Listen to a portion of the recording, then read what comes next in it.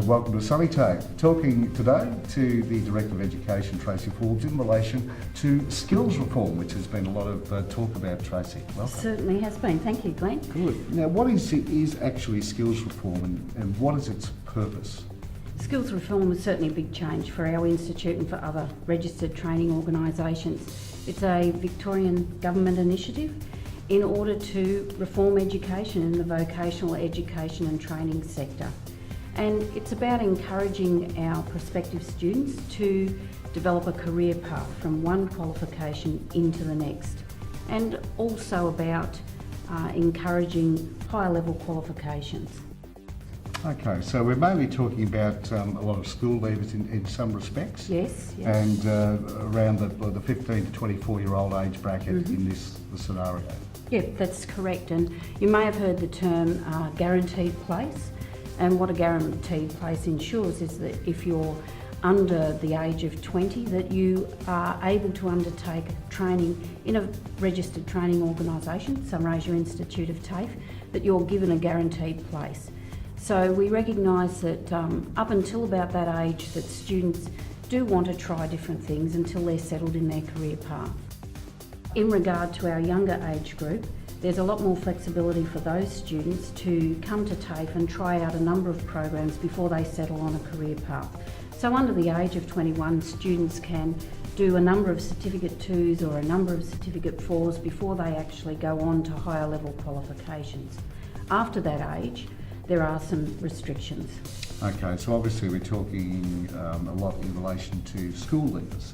Yes. In this situation. Now, as I understand it, there are some impressions that due to skills reform it will actually be harder to get into TAFE, but that's not necessarily the case, is it? No, not at all.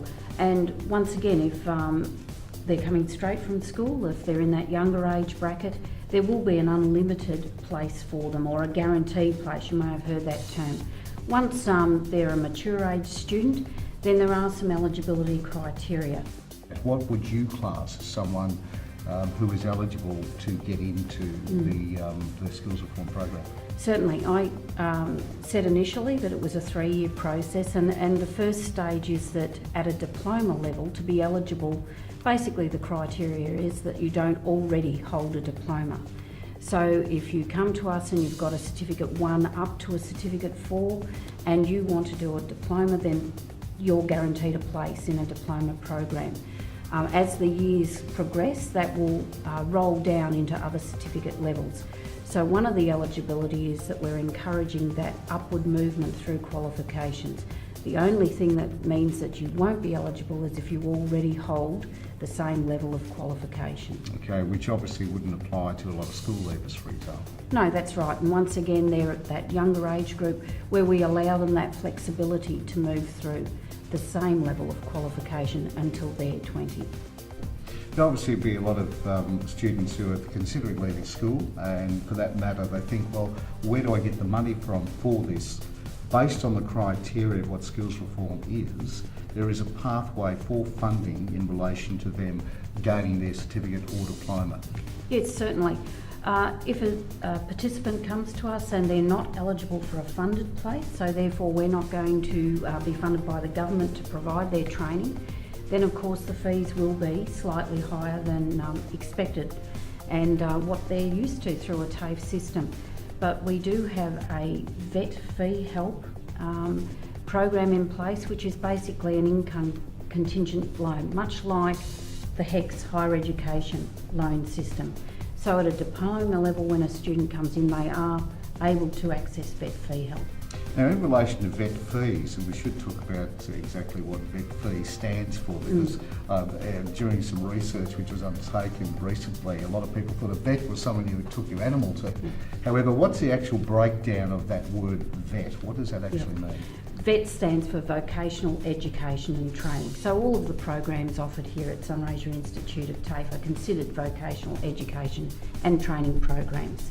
And in a lot of cases, or a majority of cases, the vet fees don't have to be repaid until they go into full-time employment. So it's That's like right. an advance loan to pay for their education. Yep, exactly. There is a salary limit, and once they reach that cap, well then they will commence paying back the loan to the government. We have staff here who actually walk them through the process of applying for vet fee help at the time that they come in to enrol for their diploma program. All right, so effectively it doesn't sound all that hard, you just have to ask the right people. Of course, any confusion you may have, just give the Institute a call on 50222366. That's correct. Thanks, Tracy. Not a problem. Or go to the website. A bit more information for you on skills reform.